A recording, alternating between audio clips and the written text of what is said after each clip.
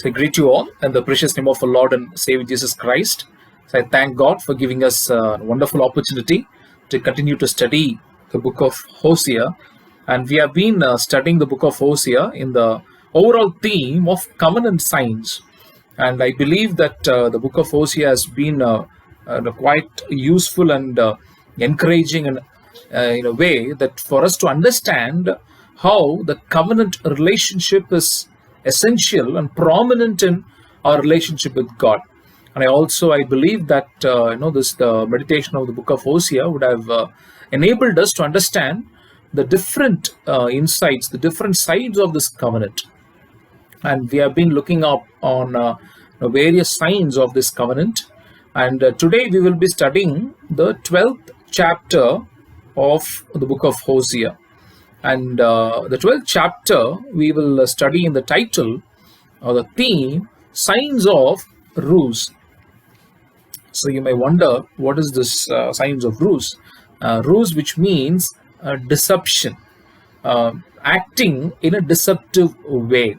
The 12th chapter, that is what we're going to look at.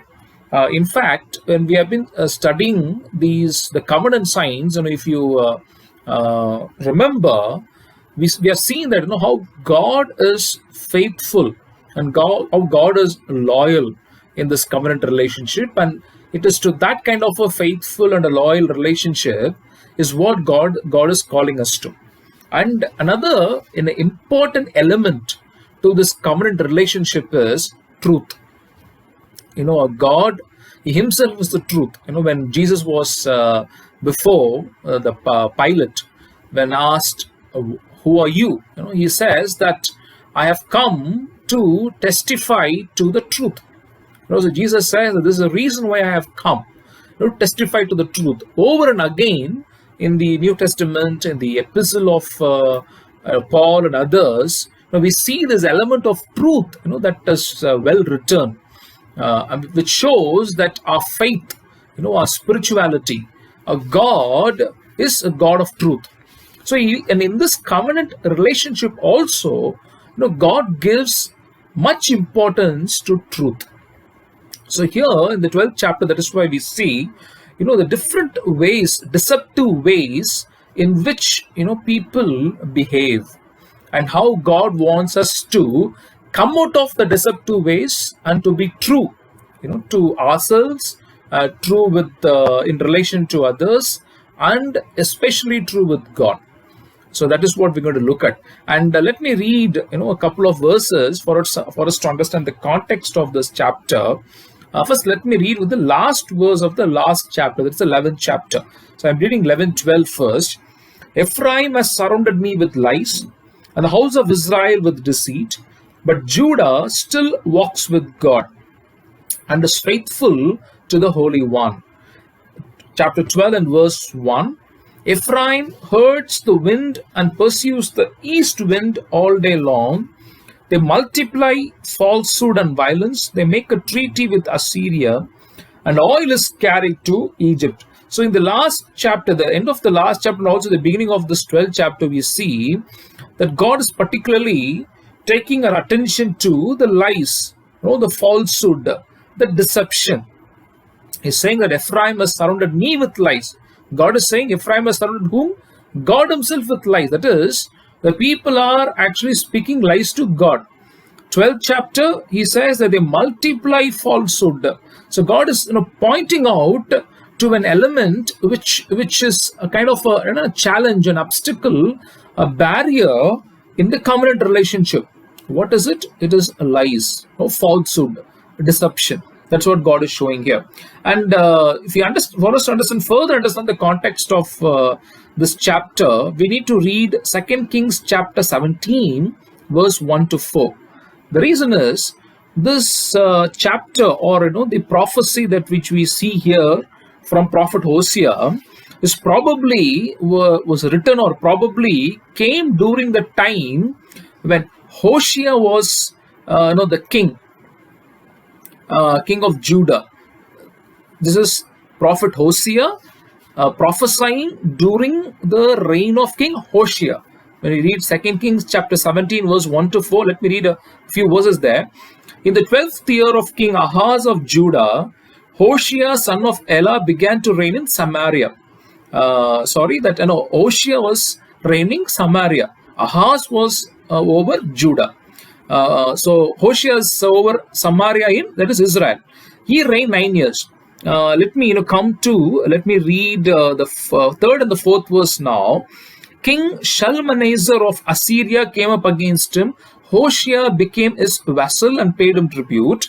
But the king of Assyria found treachery in Hoshea, for he had sent messengers to King So of Egypt and offered no tribute to the king of Assyria, as he had done year by year. Therefore, the king of Assyria confined him and imprisoned him. So this is the time that which we are looking at. Politically, the land is going through a deception. What is actually happening there? The king of Israel, Hoshea, had made a covenant with the king of Assyria earlier. But what he had done, he had not paid tribute to the king of Assyria. And instead of maintaining that covenant relationship with the king of Assyria, he had gone and taken help from the king of Egypt, King So of Egypt. So that is what we see there. So that is the context. So there is a political deception, that which is actually happening there, where the king of Israel is actually is deceiving the king of Assyria. So he's breaking the covenant that was between these two kingdoms. So this is the background. So with this background is what God is now talking to his people. Many times when we look at political scenarios, and say, oh yeah, this particular person in power is quite deceptive. Very quite often we say that. And right now, we are living in a time where elections are going on. Campaigning is going on. The US elections, or in India we have in some states election campaigning is going on. And during this times, people point out politicians and say that they are deceptive, or they are not speaking the truth. Exactly, the same context is what we see in the 12th chapter. The king is acting in a deceptive way. But with this background, God is speaking directly to people. What God is trying to show here, that you point out to the kings and say that they are acting deceptive. Yes, they are. But you also are deceptive in your own ways. So that is what God wants to show here. So that's what we're going to see. And if you look at the first verse, it says that they pursue the east wind all day long. So what is this east wind? If we read Job chapter 15 and verse 2, Job chapter 15 and verse 2, there, Job also, we see that about this east wind. Should the wise answer with windy knowledge and fill themselves with east wind? In the Old Testament, quite sometimes you see the reference to this east wind. What is the east wind? It is called as the sirocco. The wind is called the sirocco, which blows from the desert, which is east of Palestine. And this wind, not only it does not profit, it does not bring any benefit. The wind also can cause injury.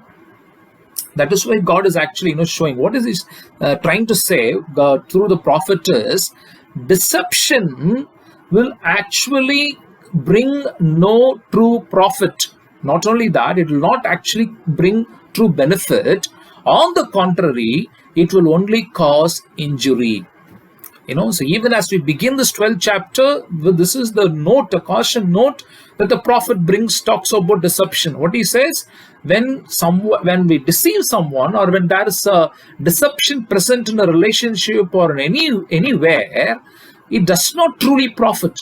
It does not truly benefit. On the contrary, it only brings injury. It only brings hurt. So that is what that's why east wind is mentioned there. So with this introduction, I would like to take this 12th chapter on the different signs of deception, the different signs of ruse, and we will look at 3 signs today. The whole chapter we can see 3 signs, and we will see in the areas where this deception can be found, and how God is asking us, or how God is calling us to come out of those deception, so that we can be truthful in all areas of our life, and also in the covenant relationship with God. I really, I thank God for this book of Hosea, because God is not only showing the different elements of the covenant, He's also showing what can make us, not to be faithful in the covenant, and how God is inching us, moving us towards to become truly faithful, truly loyal. So there are three signs that we're going to look today. So the first sign of ruse, or the first sign of deception that we see, the 12th chapter, is deceptive relations. That is the presence of deception in our relationships. So here, the whole of this 12th chapter, another thing that we see here is, through the prophet, God is actually reminding them about Jacob, their ancestor, their forefather, Jacob. In fact, that's what we see here. Most of the references of the 12th chapter are from Genesis. So we will be going back and forth from Genesis also. So what is the first sign? It's a deceptive relation. And you can see that from verse 3 to 6. And let me read a couple of verses there. Verse 3, in the womb he tried to supplant his brother, and in his manhood he strove with God. He strove with the angel and prevailed. He wept and sought his favor. He met him at Bethel, and there he spoke with him. God spoke with him. What did God speak? The Lord, the God of hosts, the Lord is his name. But as for you, return to your God, hold fast to love and justice, and wait continually for your God. Now here, as I said, there's a reference to the life of Jacob. In Genesis chapter 25, from verse 22 to 26, we see about the birth of Jacob there. How, even before he was born. Let me read a couple of verses also there. Verse 22, the children struggled together within her, and she said, if it is to be this way, why do I live? So she went to inquire of the Lord, and the Lord said to her, 2 nations are in your womb, and 2 peoples born of you shall be divided. The one shall be stronger than the other, and the elder shall serve the younger.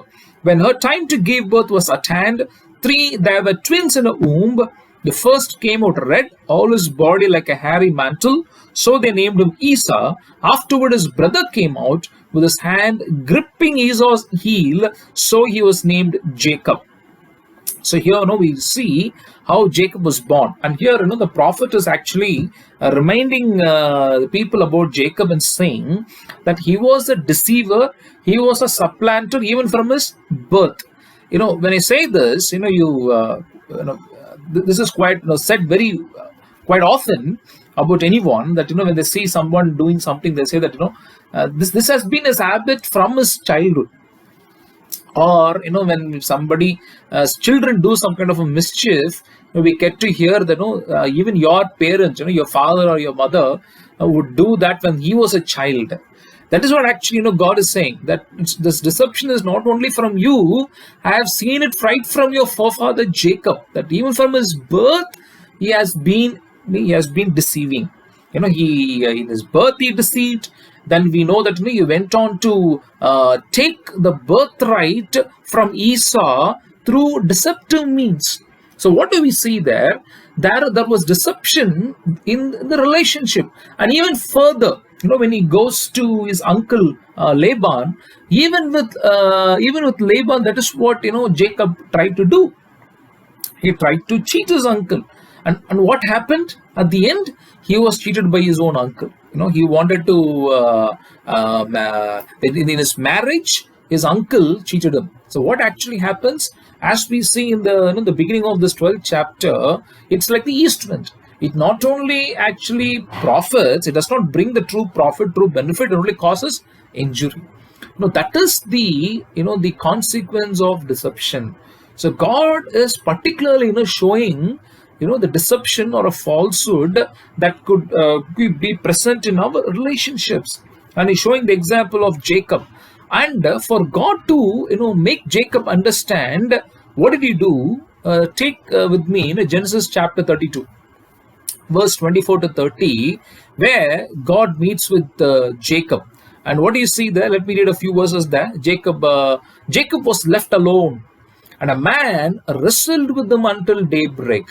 When the man saw that he did not prevail against Jacob, he struck him on the hip socket, and Jacob's hip was put out of joint as he wrestled with him. Then he said, "Let me go, for the day is breaking." But Jacob said, "I will not let you go unless you bless me." So he said to him, "What is your name?" And he said, "Jacob." Then the man said, "You shall no longer be called Jacob, but Israel, for you have striven with God and with humans and have prevailed."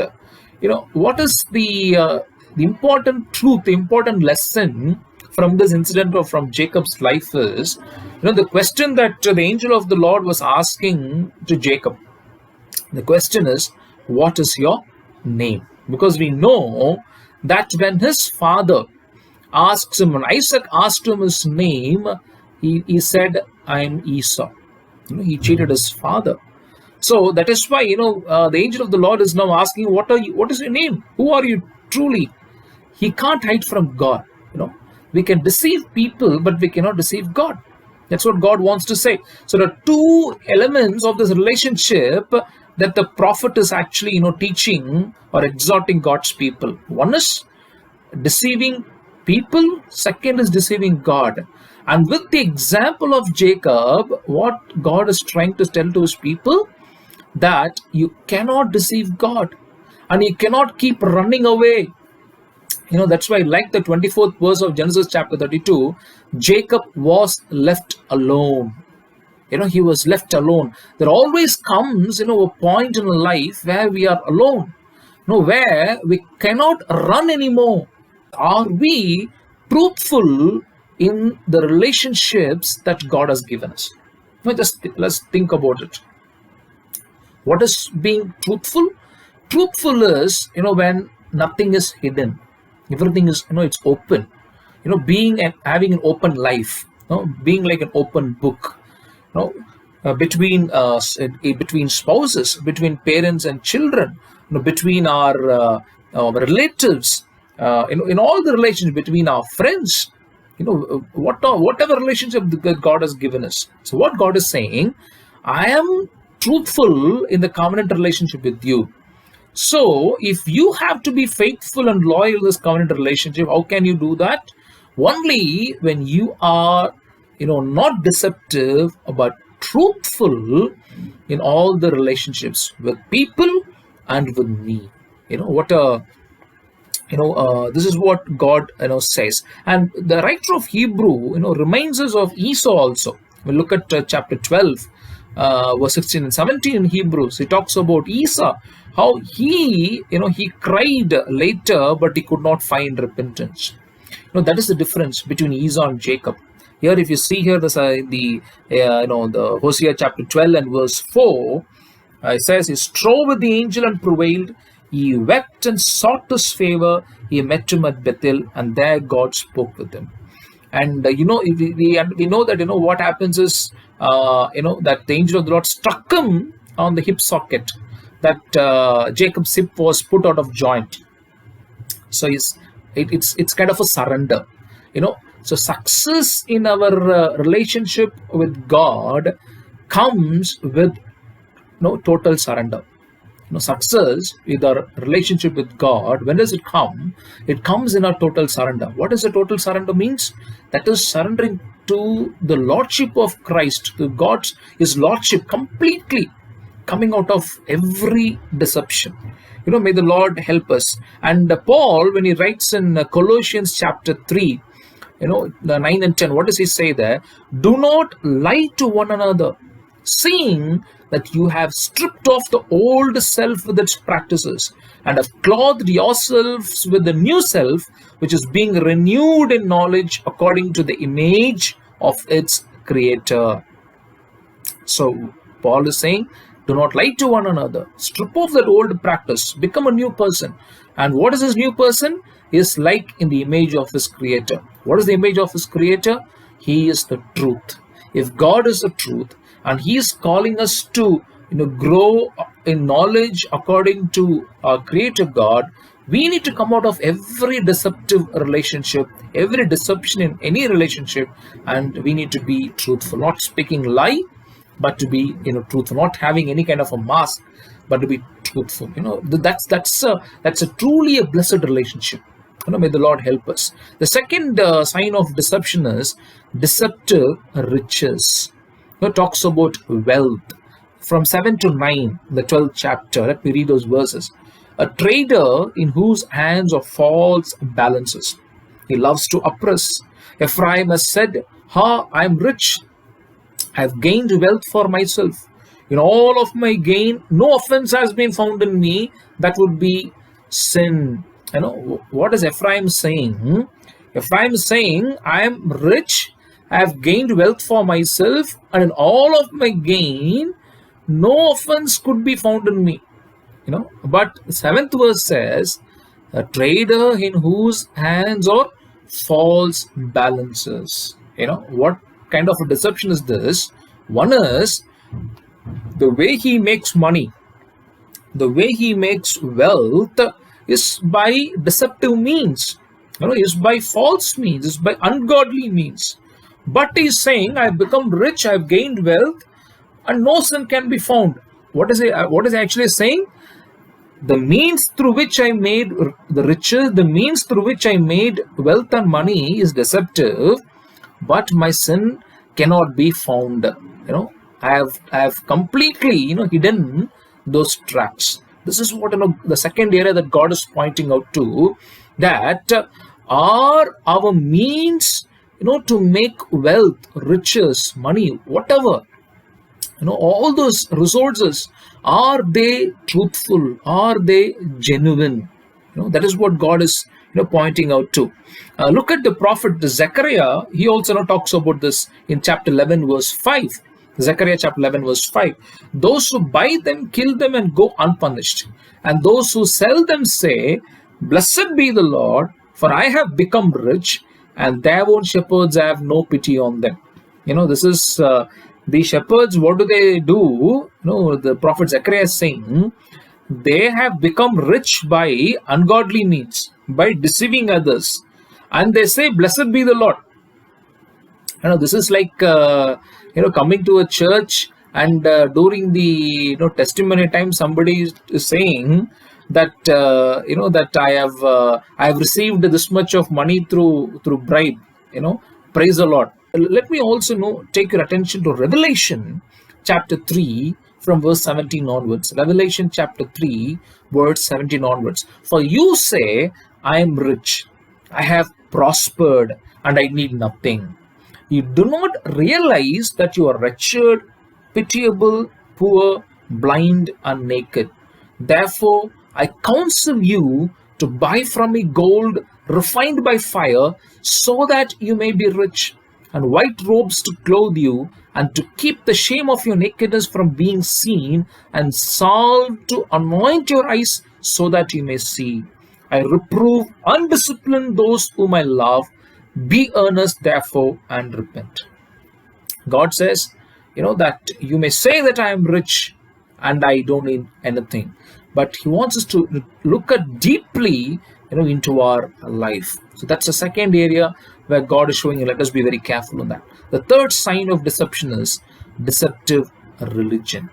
It's a deception in our spirituality. From verse 10 to 14, let me read the verse 10 and 11. I spoke to the prophets. It was I who multiplied visions, and through the prophets I will bring destruction. In Gilead there is iniquity.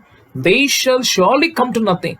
In Gilgal they sacrifice bulls, so their altars shall be like stone heaps on the furrows of the field. The third deception that God is pointing out here is the deception that which is found in religion, that which is found in our spirituality. And what is this? The Gilead and Gilgal that we see here, again, that's a reference back to Genesis 31 from the life of Jacob, where, when his uncle with the Laban and Jacob, they make a covenant. In fact, the 12th chapter begins with the covenant and ends with the covenant. It begins with the covenant that the king of Israel, Hoshea, had made with Assyria, and how did he break the covenant? And the chapter ends with the covenant that Jacob made with his uncle Laban. Look at Genesis chapter 31, verse 43 onwards. Let me read the verses quickly. Then Laban answered and said to Jacob, The daughters are my daughters, the children are my children, the flocks are my flocks, and all that you see is mine. But what can I do today about these daughters of mine, or about that children whom they have borne? Come now, let us make a covenant, you and I, and let it be a witness between you and me. So Jacob took a stone, set it up as a pillar, and Jacob said to his kinsfolk, gather stones, and they took stones and made a heap, and they ate there by the heap. Laban called it Jagar Shahadutha, but Jacob called it Galeed. Laban said, this heap is a witness between you and me today. Therefore he called it Galeed, and the pillar Mizpah, for he said, the Lord watch between you and me when we are absent one from the other. This is what the importance that we see in the 12th chapter. Gilead is what we see in the Old Testament as in the Genesis as Galeed. Both refer to the same place. And what is that reference is? That is the heap of stones that they had actually established that day to establish a covenant between Jacob and Laban. So Jacob is now leaving his uncle with his daughters whom he has taken in marriage, and also their children, and while departing, this covenant is being made. And look at what Laban says. He says, the Lord watch between you and me when we are absent one from the other. He's saying this is a stone of witness. That is what God is actually showing here. What is he showing here is here what are these people are doing? The people of God are doing. The 11th verse, they sacrifice bulls. Their altars, they have a lot of altars. In fact, you read this quite often in Hosea. Look at the 8th verse also. The 8th chapter 8 and verse 11. Chapter 8 of Hosea, verse 11. When Ephraim multiplied altars to expiate sin, they became to him altars for sinning. And look at the 10th chapter and verse 1. Israel is a luxuriant vine that yields its fruit. The more his fruit increased, the more altars he built. As his country improved, he improved his pillars. They have improved the altars. That is, there are a lot of religious activities are going on. A lot of spiritually sounding, spiritually seeming activities are going on. But God is saying that all these altars, they were only sinning. So what is it? There is an external appearance of spirituality, but it is superficial, it is shallow, and it is deceptive. This is where God wants to take our attention to. That is my spirituality. Is it hypocritical? Is it only that I am trying to show that I am spiritual, or am I truthful? That is what God is saying. As Laban said to Jacob, that the Lord watch between you and me. In spirituality, we cannot deceive God because He watches everything. Nothing is hidden from Him. But even though we have that knowledge, yet how is our life before God? That is what God is saying. I do not want your external activities and spiritually seeming activities. More than that, I want you to have a truthful heart before me. To walk faithfully before me, not to be deceptive, but to be truthful. That is what God is showing us here. So we have seen 3 signs of deception. So let me summarize and close with that. So there are 3 areas that God is trying to show us. One is the deceptive relations. That are there any kind of a falsehood or deception in the relationships that God has given us? In between spouses, children, parents, in workplace, wherever. And in the relationship, also a relationship with God. Second, deceptive riches. The means, the ways in which we make money, wealth, and riches. Are they holy, godly, and pleasing to God? And thirdly, deceptive religion. Is our spirituality, is it superficial and shallow? Is there anything deceptive there, or do we live in the awareness that God is watching over me? Amen. That is what God wants us to closely look to. And he wants us to come out of every deception so that we can be, truthful to God. So let me close with a quote and also life of William Tyndale. Now, William Tyndale, who was translated the Bible into the English language, he says something very beautifully.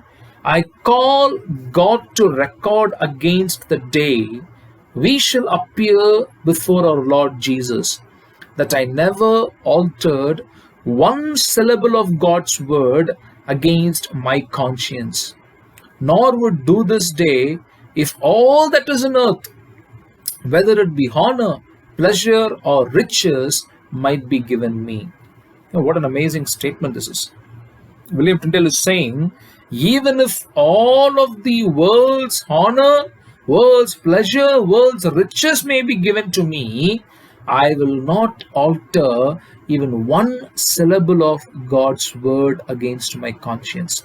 He's saying, because when I appear before the Lord Jesus on the judgment day, I want to stay clear. I want to stay truthful.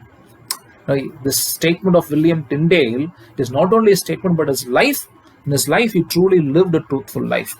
As you may know, that William Tyndale, the suffering, the effort that he took for the translation of the Bible into English, until he translated the Bible into English, the English which was the common language, for the people who were there, the Bible wasn't available. And the Roman Catholic Church had forbidden the Bible to be read by the common people. And secondly, there were a lot of practices, rituals that were actually enforced by the church, which were false doctrines, which were not from the word of God. Why did they do that? For two reasons. One, to control people. Secondly, to also make money. Various things happened. So I do not have enough time to get into all those details. And when William Tyndale, when he read the Bible, in Latin, when he was reading it, and then he goes on to read the Hebrew language so that he could read the original text, and he found a lot of discrepancies. And then his spirit was burning within him, seeing the truth of the word of God and how that which is being forbidden from people to be read. So what did he do? He committed himself to translate the Bible into the common man's language. And it was forbidden, it was not allowed. And because he couldn't be in England, because he began to do the translation of the Bible, and he also spoke against the falsehood which was being preached by the church and the leaders of the church. He became a man who was hunted for life. He went from England to Germany, and he began to work on the translation. And for his work on the translation of the Bible, he was tied to the stake. He was strangled and burnt in the year 1536. This was the price that William Tyndale had to face to not bow down to deception, but to stand for the truth of God's word. Now you can understand what is he actually he says, what he means when he says, I will never alter even one syllable of God's word against my conscience, even if all the honor, pleasure, or riches of the world can be given to me. What a zeal that William Tyndale had for God's word, and for the zeal that he had for the truth of God's word. The Bible that we all are holding on is because of these martyrs who not only gave their life, who stood for truth, and a God who himself, who is a creative God, who himself is a God of truth. And it is to this truthful relationship is where God is calling us into this covenant relationship with God. And on this stake, that's the good news and encouraging news that I want to close with. On that stake, before being burnt, he loudly, William Tyndale cried out, Lord, open the King of England's eyes. He cried out, and he was burnt that day. But 4 years later, 1540, his prayers were answered, how the prayers were answered. The English Bible was printed and published by the King of England himself. Amen. Hallelujah. We have a God. When we take a stand for truth and not bow down to any deceptive means, even though we may have to make certain sacrifices, it will turn into a blessing for generations. We stand on the promises and on the life of such martyrs.